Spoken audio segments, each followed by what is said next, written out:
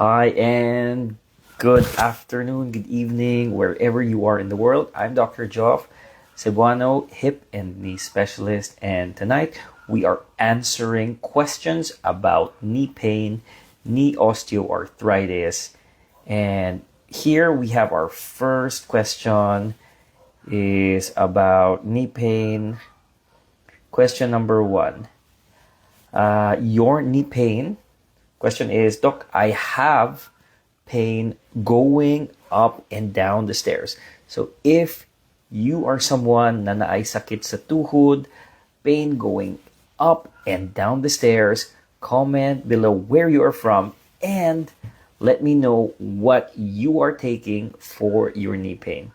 So here, this is knee pain when going up and down the stairs. If you are going up and down the stairs with knee pain, let me know what you are taking for your knee pain, because right now I'm here to tell you the knee pain going up and down the stairs could be a sign, a red flag of your knees screaming for it has possibly osteoarthritis. If the stair pain is increased with weight, if you have early osteoarthritis, this commonly causes knee pain, especially going down the stairs more than going up. Your body weight is times 2 to times 3 when going down the stairs. This is, of course, why we doctors advise to lower or lessen your weight, diet, and exercise, because reducing weight reduces the pressure times 3 on each knee.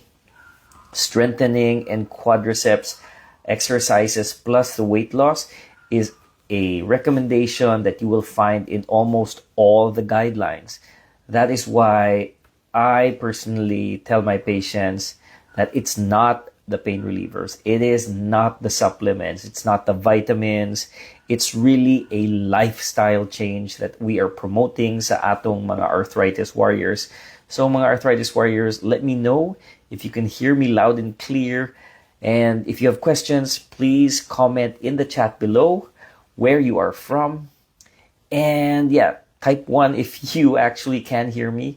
I've been doing some lives without any sound for a while. So hopefully you can hear me loud and clear, mga arthritis warriors. And then again, if you have questions about knee pain, knee osteoarthritis, please comment in the chat below where you're from. Are you from Cebu City? Are you from outside in the province? Are you also outside Cebu? It's also mga arthritis warriors from outside. So if you are someone with knee pain and knee osteoarthritis, you can ask questions below. Let us know your thoughts. Let us know what medicines, supplements, vitamins you are taking so that we can answer questions regarding these things. What are the other symptoms aside from knee pain going up and down the stairs? Knee osteoarthritis usually has a morning stiffness. Pag sa umaga po, medyo stiff yung tuhod, medyo masakit. Pagbangon sa kama, it is possible also that these are signs and symptoms of osteoarthritis. Within 30 minutes, usually, when your blood gets going, when your muscles are activating, less na po yung pain ng tuhod niyo po. That could be another sign that you have knee osteoarthritis po. So, again, guys, mga arthritis warriors, if you're getting value from this live, please like, follow, and share this with your family and with your friends na posibleng may mga osteoarthritis sa tuhod. It is morning stiffness, another symptom. It's not just going up and down stairs that may knee pain. It is not just aging, no.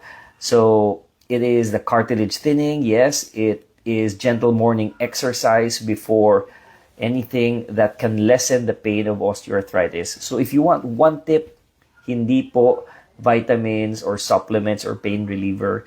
One tip that can lessen your knee pain is gentle bending and straightening the knee. Quads exercises po yan when you are doing these exercises, it actually warms up your muscles and lessens the pain of arthritis because these tight muscles, these tight ligaments, when blood flows, pag pinapawisan na tayo, usually less na po yung morning stiffness, less na po yung pain ng arthritis. So, Doc, what are the other signs and symptoms ng tinatawag nating osteoarthritis? If you hear something grinding po, minsan it's clicking, others will really hear a cracking sound, popping sound, or grinding pag tinutupi po yung tuhod or nagbe-bend po ng tuhod. Again, that is another sign of osteoarthritis. In English, it's called crepitus, crepitations, and the noise alone may not have any pain for some, but para sa iba, masakit po yung masakit po yung tuhod, tapos mamaya namamaga, masakit na po. And really, the pain and swelling matters more than yung yung tunog ng tuhod niyo po. So, again, guys, Dr. Geoff Lord-Lees, we are answering questions on knee pain, knee osteoarthritis. And if you have questions, comment below where you are from, and we'll try to answer your questions about knee pain and knee osteoarthritis. Question number 4, Doc, there is pain na masakit after nakaupo ako pagtayo.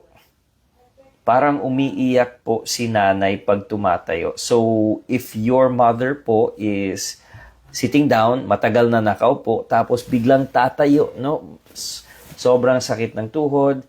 Yes, those are pain and symptoms of possible osteoarthritis.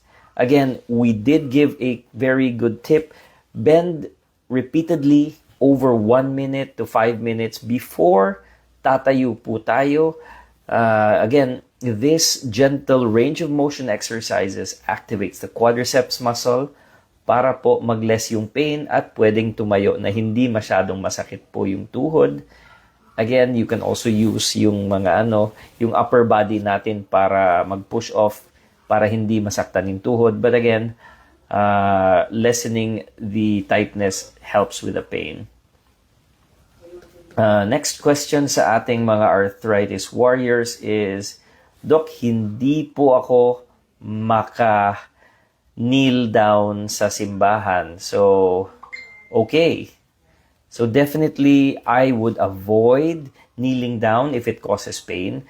And if you are in church po, pag nasa simbahan gusto nyong lumuhod, I understand naman na natatakot po kayo sa sinasabi ng mga ibang mga tao. But I tell my patients, mga madre, lalo na yung mga madre na masakit na yung tuhod, they want na lumuhod sila, nakakaintindi naman po yung Lord natin. No? If you really want to kneel, I would avoid it. God knows na you're suffering already the pain of osteoarthritis.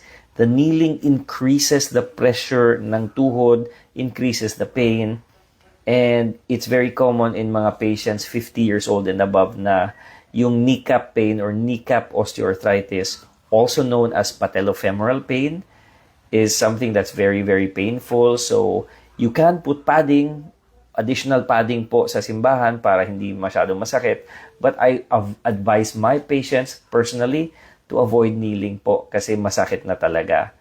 I hope na that helps po. Tapos, again, tuloy po tayo sa mga tanong. Doc, ano po yung ginagamit yung tests para ma-confirm or malaman talaga kung totoo yung knee arthritis? I do understand na may mga patients na na-diagnose ng osteoarthritis tapos yung tinitingnan pala is uric acid. Hindi po yan actually test for osteoarthritis yung uric acid. It is a test for gouty arthritis po. So magkaiba po sila, but it is a combination of 3 basic things naman for me to be able to diagnose osteoarthritis. Number 1 po, malalaman po natin yan sa history pag tinatanong ko yung pasyente, yung mga simptomas na nabanggit po natin. We talked about pain up and down the stairs. We talked about pain kneeling down. We also talked about getting off from a chair pag tumatayo po masakit. Yun po yung mga history of arthritis po. Hindi na makalakad ng malayo. So, that is the history part. The physical examination, pag ini-examine ko yung tuhod, pag hindi na makatupi or hindi na makastraight, no? Minsan nabaluktot na po yung tuhod. Again, these are physical examination findings na kailangan kong makita sa patient. So, I understand na may mga patients dito na humihingi po ng online consultation from Cavite, from Antipolo, from outside Cebu City. Medyo mahirap mag-diagnose kasi I cannot be there to actually do a proper physical examination of your knee. So, doing the history, the physical examination, and lastly, yung test na kailangan para ma-confirm is yung X-ray po. So, X-rays, radiographs are simple tests, very cheap. You do not need an MRI kasi mahal yung MRI and it takes time pa. Get a plain X-ray and hopefully makikita natin kung meron man or walang osteoarthritis. We have very specific na nakikita natin sa X-ray para masabi natin na totoong osteoarthritis. Hindi yan makikita sa blood tests yung osteoarthritis, mostly po sa X-ray. So I hope that helps to answer the question of those tests that we do para ma-check yung osteoarthritis sa tuhod. History is number 1, physical examination is number 2, and lastly, yung X-rays na mura lang. No need to get any special tests, no? So guys, again, I'm Dr. Joff Flor-de-Lis. If you're getting value from this, please like, follow, and share this with your friends. We're answering questions about knee pain and knee osteoarthritis. If you have questions, if you are getting value, please share this with your friends po. Tapos, we want to be able to, answer questions and give value sa ating mga community. If you are someone na may knee pain and you are suffering po, if you have current medications that you want to know if your current medications are working, please comment below where you are from and ask your questions. We will answer them shortly po. So, next question is, Doc, my X-rays show bone-on-bone arthritis. Do I still have options? Meron pa bang pwedeng gawin pag nakasabi na sa X-ray na may bone-on-bone na arthritis na? When you have bone-on-bone arthritis, ibig sabihin, wala na po tayong cartilage. Parang gulong na po yan na wala ng goma. So when you're tired, doesn't have a rubber anymore. And sometimes, deformed na po. That means it's really severe na osteoarthritis. So the answer is yes, definitely we have options for osteoarthritis. And we start with the non-surgical, hindi naman kailangan operahan lahat. What actually works for knee pain? Definitely we do have pain relievers, yung tinatawag na NSAIDs or non-steroidal anti-inflammatories. We have also acetaminophen, yung tinatawag sa labas, pero dito paracetamol yung tawag. Injections are another thing that we can give that can lessen the pain. For longer po yan na pain relief. We call them steroid or cortisones are options. We'll talk later when they can help and when they cannot help. Mayroon din tayong mga topical, no? Mga gels na pinapahid and also mga patches na pwedeng ilagay sa tuhod. Those can actually help. And there are braces that you can, I personally do a proper examination of the ligaments. Pag may instability and pain sa ligaments, pwedeng lagyan ng brace po. So, those are things that work. Again, every patient is different. So please always consult with your doctor para malaman natin kung ano yung best para sa inyo. Don't ask na yung mga kapitbahay nyo na hindi doktor. Baka naman kung matatakot lang po kayo sa mga sasabihin po nila. So, balik tayo sa mga tanong. So, again, X-ray was showing bone on bone. Ano po yung options, Doc? We have pain relievers, NSAIDs, non-steroidal anti-inflammatory medications. We can give injections which can give longer pain relief. Maraming klaseng injections. Isa na yung mga cortisone, hyaluronic acid, and yung medyo relatively new PRP or platelet-rich plasma injections can also relieve pain for mild to moderate. But the question for a lot of patients are asking me na, Doc, yung PRP po ba is makaka-regenerate po ba ng cartilage? The answer is no. Hindi po siya nakaka-regenerate ng cartilage. But it can help with the pain and it can give longer lasting pain relief for a lot of patients. May nagtatanong din sa mga pasyente, Doc, how long do these injections last? Remember, every patient is different, so we don't give a hard time limit na hanggang ilang months or ilang years because every patient is different and every knee has different forms of arthritis and different severities of arthritis, kaya iba't iba yung effect ng mga gamot. So, definitely, you don't need to think about surgery immediately. Maraming mga options na pwede nating gawin. Definitely, we do not forget yung weight loss and physical therapy exercises, strengthening exercises. Remember that movement is medicine, mga arthritis warriors, and movement is medicine, motion is lotion. So yun yung kailangan natin. Huwag natin kalimutan na kailangan mag-strengthening ng mga muscles natin. Going back to the questions natin. Okay. Doc, bakit hindi maganda yung MRI? Okay, so for a lot of patients, gusto nila magpa-MRI agad.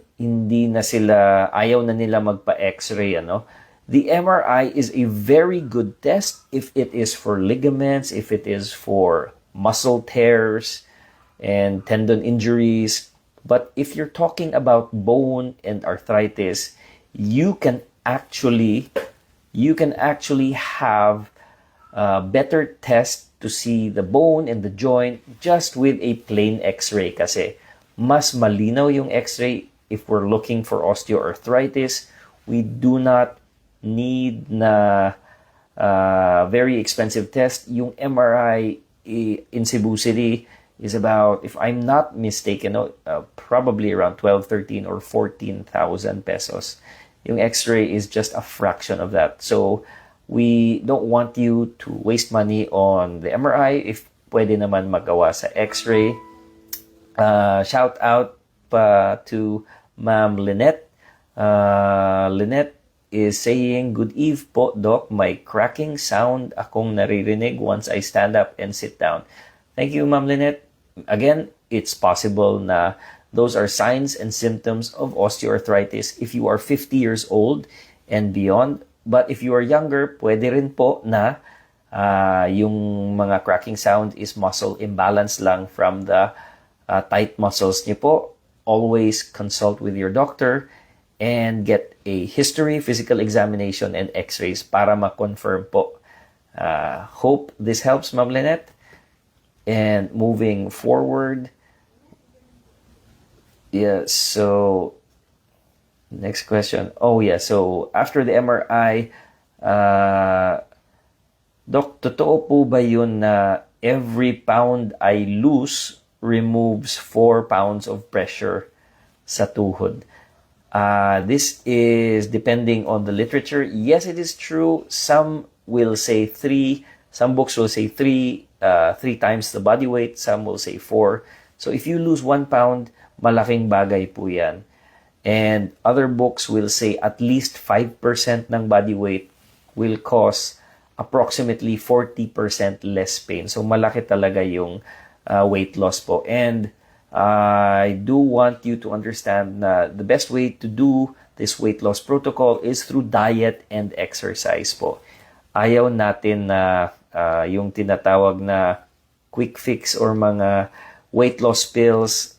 I am personally not a fan of those things, and we do have mga different arthritis warriors who are taking different pills for weight loss. Please be careful. Please know that every medicine has side effects, and that is why I am a advocate of movement as medicine. And of course, your food should also be your medicine. Yung diet is really important, hindi lang gamot, hindi lang mga quick fix po. Next question. Doc, why is weight loss better than medication? Sabi ng doktor ko. So, I think very similar sa sinabi natin. Wala kasing side effect if you lose your weight naturally without any medicines. If you're doing a proper diet, you're gaining muscle and losing fat, that would be best. It's better than any medicines na maraming side effects. And hopefully, if you're doing it naturally, you will gain not just pain relief, but strength din po sa katawan niyo po. If you do lose too much weight from weight loss pills, remember the side effects is you lose not just fat, lalo na sa mga bagong mga gamot like yung mga Ozempic, Mounjaro. These newer medicines can help you lose weight, but not just yung fat, it also helps you lose muscle. Yung problema if you lose muscle is you lose strength, and that is what will make your arthritis worse. So again, always consult your doctor before taking these mga weight loss na pills. Next question is, Doc, ano yung best exercises na pwede kong gawin with my knee osteoarthritis? So, for a lot of literature and studies, maraming patients din nagsasabi sa akin, Doc, okay lang po ba yung bike or stationary bike? And this is actually confirmed by different studies. Stationary cycling, if done properly in the proper frequency, duration, and intensity, is one of the best exercises for knee osteoarthritis. And if you are an avid cyclist, good for you. It increases also your cardiovascular strength, yung heart niyo po, and increases yung muscle mass niyo po, and lessens your knee pain if you have stronger muscles. The other exercise that will help you is something, if you have access to water or a pool, it is good because you are almost weightless inside a pool. And a lot of arthritis patients who are looking to move and just exercise, the pool is another pool exercises is another thing that is very helpful. The exercise is something that makes arthritis pain a lot better. There is a strong recommendation for exercise in the newer guidelines sa mga American Rheumatologic na College, and of course the AAOS. Mga orthopedic in the US have guidelines as well for knee osteoarthritis. Everyone is saying that yes, we do need to promote or recommend exercise po. Remember, the exercise must be tailored sa inyo. Ayaw natin ng mga high-impact exercises like jumping and running. And we want it to be simple like cycling or walking in the pool. Low-impact exercises in general. Yung ginagawa natin na leg raises, wall sits, and even side-lying exercises in bed can be very helpful. If you are a fan of Pilates, there is a gentle chair Pilates, and I would highly recommend a gentle chair Pilates with Ma'am Lita Kisumbing. She's a very good Pilates instructor. So here in Cebu City, of course. Physical therapy, of course, again, is another thing. You want to be guided with your exercises. When you have a licensed physical therapist with a licensed rehab doctor that is guiding your every move, it really does beat if you are someone who is just doing things by themselves. That's why in mild to moderate osteoarthritis of the knee, the exercises that are guided can give a lot of pain relief if done properly. But if mali naman po yung exercise, definitely it can give you more pain. And when you do the wrong exercises, you might even get injured po. So be careful. That is why I always recommend that you consult a doctor. When you're exercising, remember that there are rehab doctors. They are our colleagues and team po tayo in treating knee osteoarthritis. So always consult your doctor po. We have a few minutes for a few more questions. We're going to answer the last two questions. Lifestyle questions natin is from one of our arthritis warriors. Doc, how about Tai Chi? That's very good question. Tai Chi is a very good exercise for knee pain.